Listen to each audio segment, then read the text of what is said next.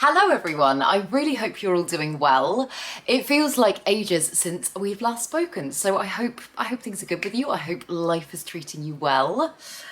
I've been away on holiday since the last video of mine that you watched, and I have just got back to so many planty things, good, bad, oh my god, some things that I really need to deal with, but also some incredibly exciting things. And I said this in a Patreon video the other day, but I have got back and I'm just feeling more excited and inspired than ever. And I think it often goes like one of two ways when you get back, for me anyway.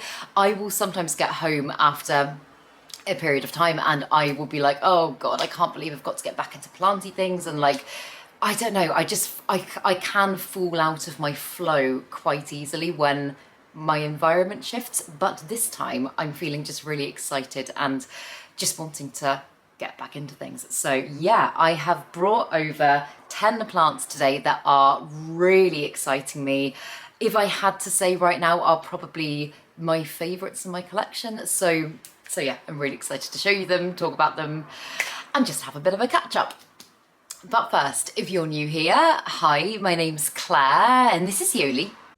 I make videos all about houseplant care, sharing tips and tricks I've learnt over the years to help keep your plants happy and healthy. And yeah, so today is just going to be a very, very chilled show and tell, talk about some plants, show you some exciting things, talking about plans for the plants for the future, all that sort of stuff.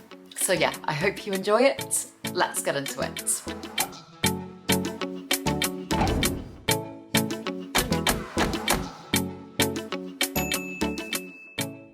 So, as always with these kind of videos, these plants are in no particular order. I have just brought them over and put them in the order that I've brought them over in.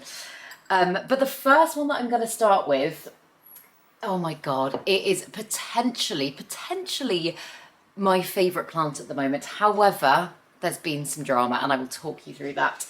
But it is my Anthurium pallidiflorum. I know I speak about this plant a lot, but I am absolutely loving this one more than ever right now. And just look at its most recent leaf. I don't know if you can gauge on camera quite how ginormous that leaf is. It is longer than my arm from shoulder to fingertips. I don't know exactly, I'll put the measurement of it on the screen, but oh my god, it's just amazing.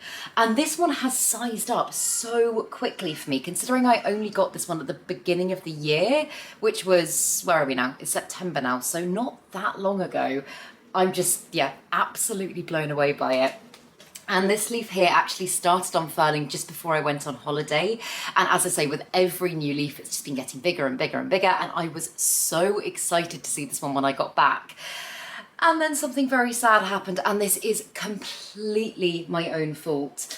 Basically, this plant, I've now got it in this heavy ceramic pot, but before it was just on my wire shelves in the window in this nursery pot.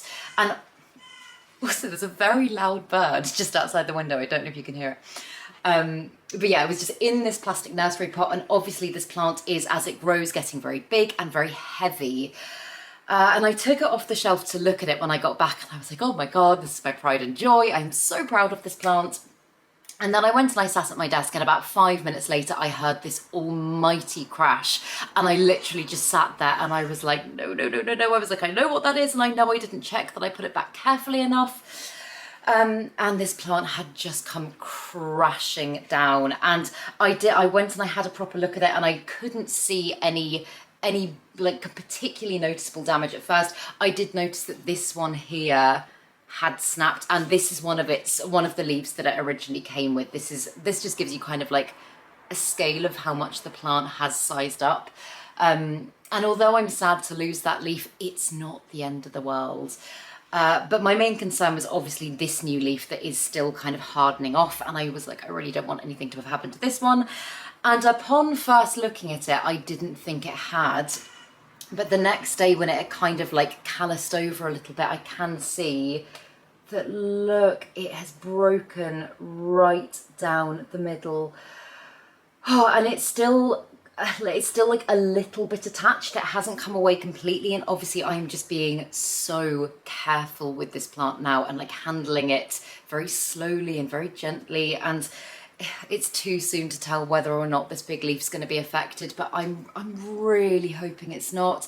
Honestly, like, I don't know how I could have been so careless. I basically, on the, as I say, it's now in a very heavy pot, so it's fine.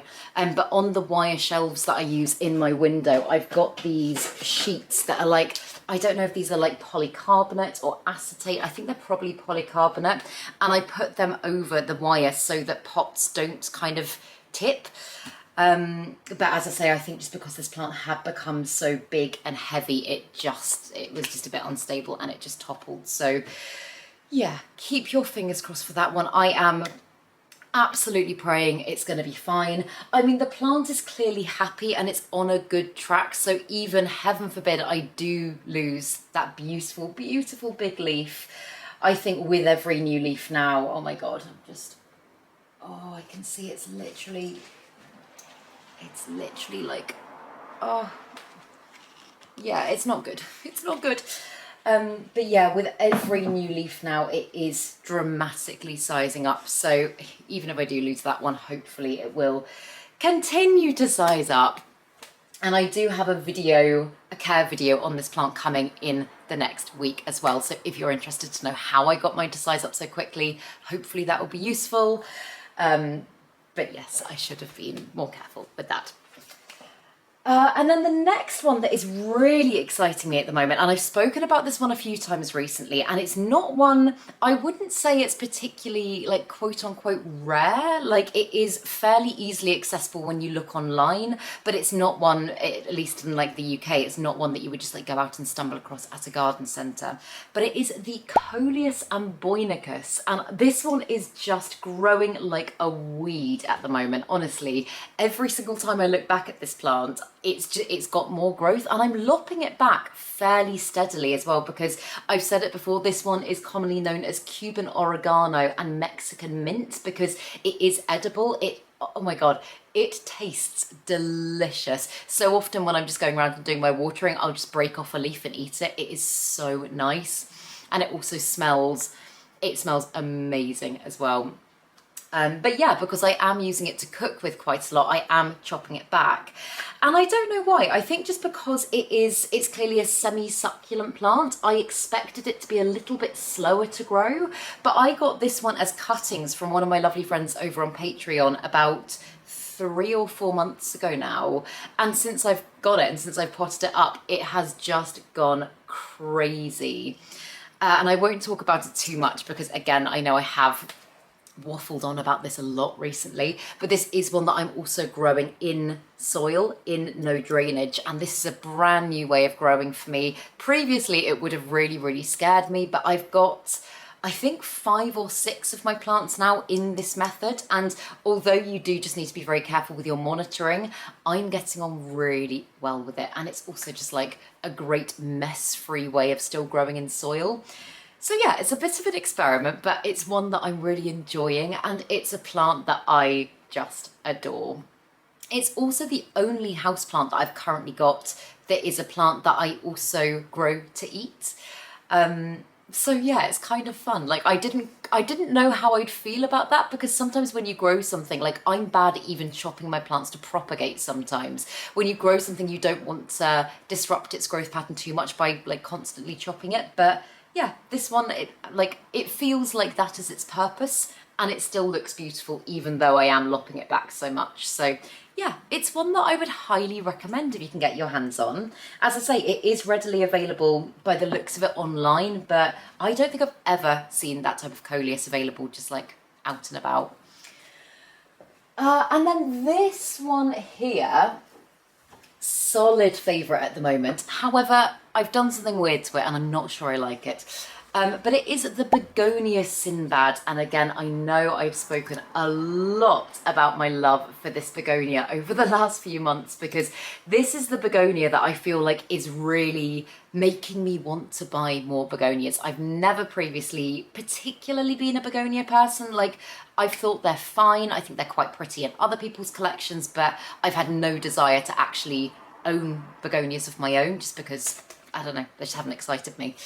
But this one has really, really sparked something. And since getting this one, not only have I had the desire to really kind of fill this one out and make it grow big and huge, but I've also ordered several other cuttings of different begonias as well, just to kind of play about and experiment a bit. But this one, when I first got back from holiday, this one was like growing like a weed. It was tumbling out of its pot. I moved it from, you might be able to tell I've had a bit of a rearrange here, but I moved it from just below the telly where it was growing because it was almost trailing off the side of this. And I decided to stake it in a Patreon video, and I've staked it upright. And yes, it does make the plant appear fuller, but I just feel like I can't quite appreciate its foliage as much. So I don't know how, I think maybe I might try staking it or trellising it a different way, because I've got several sections of it here. I'm kind of thinking maybe if I had more of like a wider trellis at the back, maybe it would allow me to just kind of see that beautiful foliage a bit more. So yeah, I wouldn't say this is a permanent solution, but it is like practically probably a better thing for the plant because it is able to receive more light from all round, because before it was getting a little bit kind of forward heavy. But actually, and this is a complete coincidence, but this is another one that I'm growing in soil, obviously with semi-hydro at the bottom, but another one that I'm growing in no drainage, and it's doing so well. So yeah, I know begonia apparently do respond really well to this way of growing, but as I say, I am so not familiar with begonia. I feel like a child learning to walk with this genus of plant because I really don't know anything. Some of you have been like hitting me with begonia questions, and honestly, there are like lots of other fantastic channels. The ones that come to mind are like Wild Fern. I think Harley G, oh, does she do begonia stuff? I'm sure she does. Those are probably the people to go and consult for begonia stuff at the moment. Loads of other plant YouTubers, but I'm not that familiar. I'm very much learning. So hopefully at some point I will be able to help give begonia advice. But yeah, it's very new and it's very exciting, but I just think this one is beautiful. Absolutely beautiful. Like its foliage is, I mean, here it looks very silvery, but when it gets lots of light, it can almost go quite pink.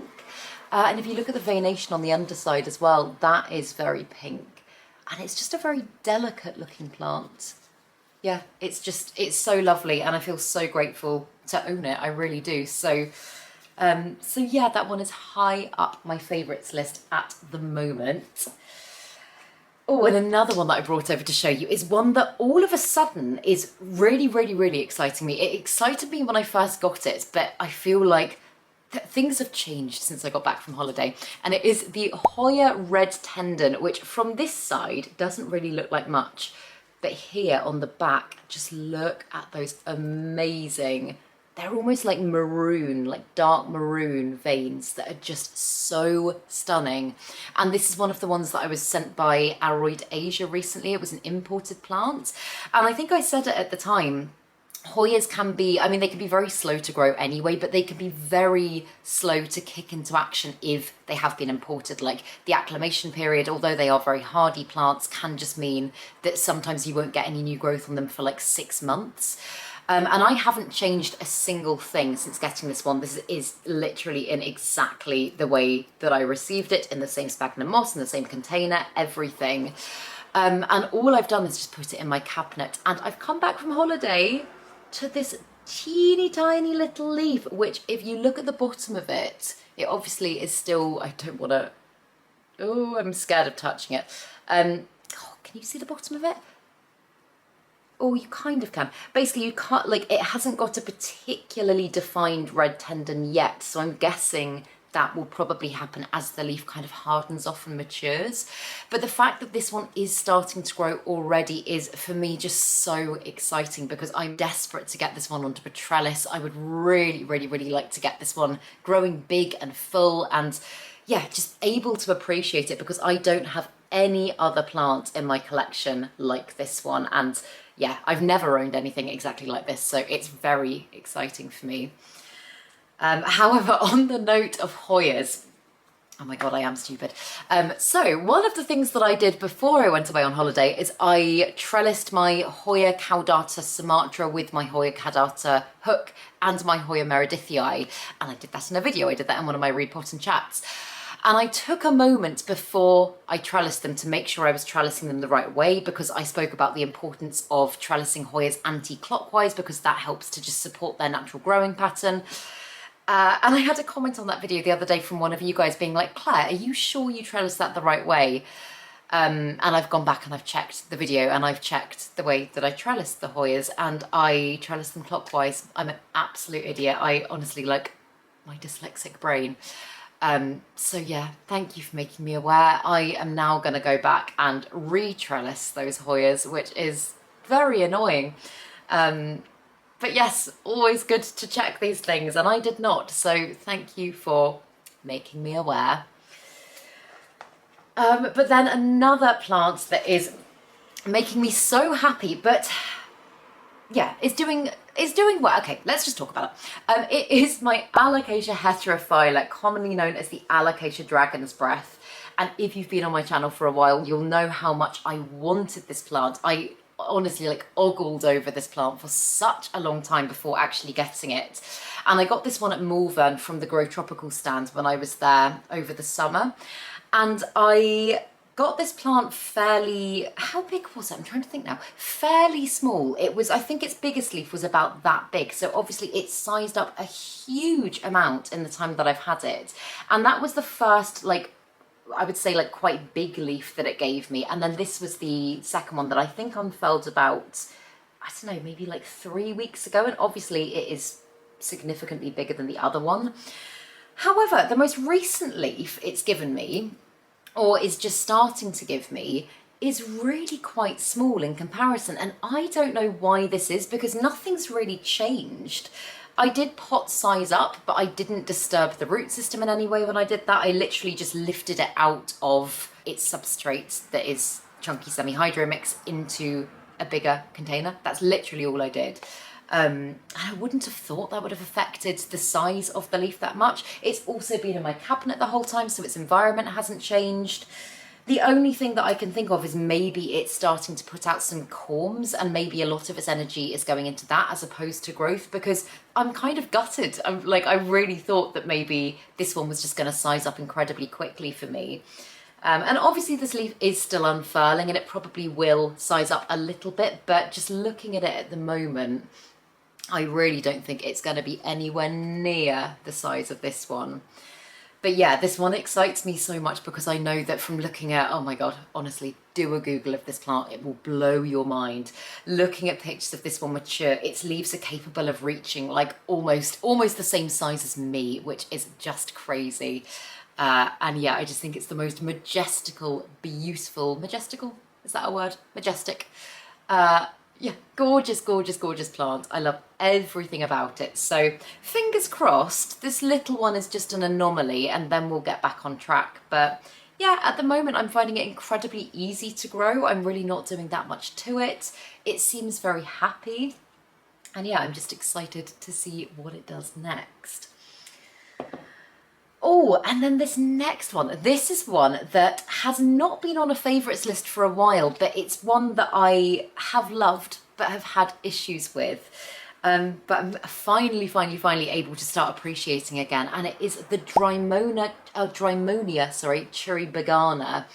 And I got this one again at the beginning of the year and it grew like a weed. I had it in sphagnum moss when I first got it. I got it as an unrooted cutting and it reached about that height, I think in about 4 weeks or something. And I remember saying at the time, this is hands down the fastest plant I've ever grown. It really blew my mind. And it got to the point where it was very, very, very top heavy. And I decided that the best thing was to give it a chop back and to propagate some sections of it. And that is when things started going a little bit wrong. I propagated one section, I think, in sphagnum moss. I transferred another bit straight to soil. And this bit that you see here is the original, like, the section that I chopped bits off. So I guess like the mother chunk of the plants that I have now potted up in soil. And very sadly, the other two bits, oh no, I lie actually, one of them is potted here. But the other bit I lost, the plant didn't make it, it rotted away to absolutely nothing. And then the issues began with this one. Firstly, it had thrips, then it had mealybugs, and it's not a plant that you would look at and necessarily think particularly susceptible to mealybugs, but they got into all the little cracks and crevices on the plant, and obviously there are a lot of cracks and crevices on this plant, and I eventually just chopped the whole thing back. I treated it with isopropyl alcohol. That kind of kept them at bay for a few weeks, and then they were back again. But this is the first consistent period of time for a very long time that this plant has just been looking healthy, pest-free, and is starting to give me lovely growth again. So I feel like I've actually been able to sit back a little bit and just appreciate it again, which is such a nice feeling because, as I say, it was just apple of my eye, January, February, March. I could not stop talking about this one. And if you thought it had gone very quiet, it's not because I stopped loving this plant, it's just because there was so much drama. But yeah, I still think it's amazing. I think its foliage is beautiful. It's still very much hardening off, and this is all very kind of small juvenile growth down here. But when it does harden off, it goes almost completely black, and it's just so dramatic and so lovely. So long may its patch of health last, or long may it not be a patch. I hope it just continues to grow really beautifully for me. The other thing I was going to say is I am still on a little bit of a mission to have a downsize of my collection. Not a huge downsize, but I know I have got some things that I am hoarding and things that I'm struggling to let go of. I think maybe over the next week or two I might make a video going through those things with you guys and kind of having a chat about everything, because it often just really allows me a little bit of clarity. Because I don't feel overwhelmed with my plants at the moment, but there are things that I know I'm kind of caring for the sake of caring for. Like, for example, I'm looking at a Tupperware box of Tradescantia. I don't even particularly like this type of Tradescantia that I have been looking after since the last plant swap, and I know I only took those Tradescantia from the last plant swap because I didn't want them to be thrown away, and that's not a good reason. I think someone else would love them more. So yeah, stay tuned for that. But then the next one, oh, this is so exciting, so exciting. But my Philodendron Majestic, which again was part of my import order from Aroidasia recently, this one and my Philodendron Glorious, which is also doing very well, I put these ones into an upright propagation box before I went away because I wanted to help them start to develop a really good aerial root system, which is why I've got this very weird kind of stuck on moss pole here. Oh my god, wow. Whoa! I'm just having a proper look at it and it's actually doing amazingly well.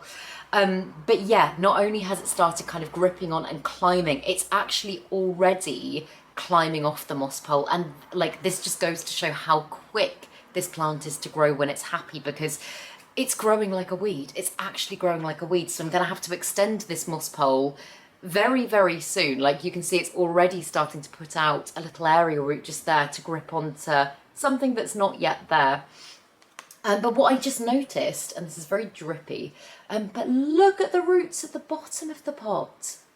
Oh my god. This is crazy. Honestly, like, this is, this has been the most successful import and acclimation I've ever done. I know I've said it already, but like, I really haven't had any drama. Perhaps I've been a little more vigilant with these plants than I have been in the past, but like, I am just blown away by them. And yeah, this has been a wish list plant for me for such a long time. So I'm just really, really, really happy that it's doing so well. But yeah, I guess on my to-do list for the next week or two will now be extend the moss pole and think about maybe potting this one up, because at the moment it is still just in sphagnum moss. I kind of wanted to leave it in sphagnum moss to get a really well-established root system going, and obviously that has worked. So yeah, that's exciting. That's something to do next. And before I move on to the next plant, I'm just very quickly going to change my camera battery because I know I get carried away waffling and I will probably just be cut off. So bear with me 1 second. There we go. My camera has, for some reason, just stopped giving me warnings when it's going to die, and often I will just be on a tangent and I will not realise, and then I will not be filming and it will be a waste of time. So all good, onwards. So the next plant, I've just brought one section of this over to show you because I didn't see the point in bringing all of them over, But I chopped up my massive Hoya latifolia Sarawak a while ago, and I know at the time a lot of you were saying, like, let us know if it was actually worth it, like, was it a good chop to make? And I am so happy that I did it. Honestly, it was one of the most difficult chops I've ever had to do, but every single section of growth now has just burst into growth. But this is just one, as I say, one that I've got kind of closest to the camera to show you. And as you can see, both of these here are new leaves and they're just beautiful. And I've got another section that I'm looking at there that has also got lovely growth coming on it. And in my cabinet, one of the sections that I'm very excited about has got a beautiful big leaf on the bottom and has also put out a tendril with, I think, 4 or 5 new leaves on it now. So what I would like to do next is now I would finally like to pot all of the sections up together and trellis the Hoya so that hopefully I can get a beautiful big one going. Because it's always been a favourite in my collection. Since I've got it, I have been amazed by it and I've been excited by it, but I think that excitement not wore off, but kind of, I don't know, it wasn't as prominent because the plant didn't change for such a long time. I had it for about 2 years before it gave me 1 new leaf. And even then, like with the structure that it was growing in, it was just a little bit... it was a little bit weird, and although I thought it looked amazing, it just wasn't obviously serving the plants, because since I've chopped it, it has just done such great things. So yeah, again, just a little reminder, if you need it, that chopping a plant sometimes is the best way to get the best out of it. I always need to remind myself of that because, as I say, I am often just really precious about my plants and very reluctant to chop them, but the amount of times I've done it and then thought, oh, like, it wouldn't be doing this now if I hadn't made that chop. So yeah, I'm really happy I did it, and I'm really finally again excited to be growing this one. So stay tuned over the next few weeks. I'm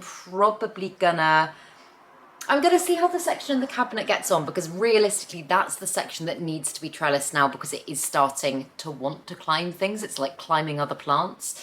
But yeah, I would have thought over the next few weeks I will probably be starting this one off on a trellis. But yeah, it's just so gorgeous. Just look at that leaf. It is stunning, absolutely stunning. Oh, and then another import plant, another one of my recent import plants that is just like, I don't even have a huge amount to say about this one apart from just admire its beauty, because it is just stunning. This is the Regal Magnificum hybrid that again I got from Asia, and I just think it's one of the most beautiful anthuriums I think I've ever seen. I've said it before, like, I struggled so much with the Regal. I'm still struggling so much with the Anthurium Regal. It's one I just really can't get my head around, and I don't quite know why. I do, however, get on brilliantly with the Magnificum, and my Magnificum's doing really well. So I hoped that maybe, firstly, the fact that this was a Magnificum hybrid, but also the fact that it was a hybrid, because often hybrid plants are much more resilient. I hoped that that meant I might be better with this plant. And again, obviously it is very early days, but so far, although I've had no, I've had no new growth. Oh my goodness. Ooh, is this a new leaf or is this an inflorescence? I think maybe, oh, it's hard to tell actually. So I've got some new growth that is just starting to come up just there, which I don't know if the camera's going to focus on. But that's very exciting. Yeah, that's really encouraging, the fact that that has started happening obviously in the last few weeks. But it is just one that I think, as I say, I think it's got that beautiful Regal form to it. Like, it's got that beautiful lobing, the spacing between the lobes, which I adore. And the Magnificum is also capable of getting absolutely ginormous. So the potential of this plant is just insane. But it's got the gorgeous dark velvetiness, which the Magnificum has, but I don't know, like, for me anyway, my Magnificum's almost got more of like a goldy tinge to it, and not as striking, prominent, dramatic veination. And this one just, I don't know, I am like, I can't find the words I want to use. But basically I'm just really happy. I'm really happy that I've got this plant, and I just really love it, and I think it's really, really gorgeous. And yeah, as I say, this is kind of just a show and tell, but I just wanted to bring it over and show it to you because I'm really happy with how it's doing. And yeah, God, I'm really struggling to find my words today. But finally, another one that I got fairly recently. It isn't an imported plant. This one I got when I went to Bath, when I went to visit Botanica Studio in Bath, and it is the Aglaonema Pictum tricolour. And this one I took a little bit of a risk with. I repotted just before I went on holiday and I transferred it out of soil. It was a little kind of plug plant and into semi-hydro. And I've used a chunky semi-hydro mix, and then I've just got the little water reservoir at the bottom of the pot there. And I know that Aglaonema typically does very well in semi-hydro, but this type of Aglaonema I've had before, and I find this one a little bit more challenging than some other kind of waxier leafed plants within the genus. Because as I say, this one is a velvet leaf plant, and I don't know, you can almost feel just by touching it, it is a little bit more delicate. So I was a little bit concerned that maybe I should have waited, maybe this wasn't the right decision. However, in my time of being away, it's put out this beautiful leaf, and I can tell just there it is getting ready to give me another one already as well. So I'm really happy so far. The plant seems to be doing well in this way. This is another one I just got in my cabinet currently. It's not right under the grow light or anything because it doesn't need ridiculously high levels of light, but I've got it just on the bottom of my cabinet, kind of sheltered by other plants. So it's kind of in lower light in my cabinet, but obviously getting good humidity, good heat, very stable conditions. So yeah, so far so good, and I'm really excited to watch this one grow because, as I say, I haven't got on brilliantly with this one in the past. And I feel like there's loads more I could talk about. I know I often say that with these videos, but genuinely, I've got so many things. I've got so many things that are exciting me, so many things that I would like to change in my collection as well. I've already done quite a bit of rearranging, and I will come to this in the video where I have a bit of a clear out, but I have lost a fairly big plant in my collection.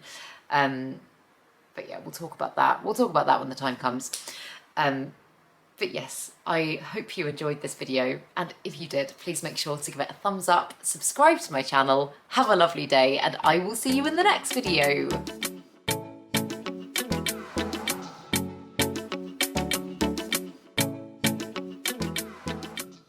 Stay sexy, plant lovers.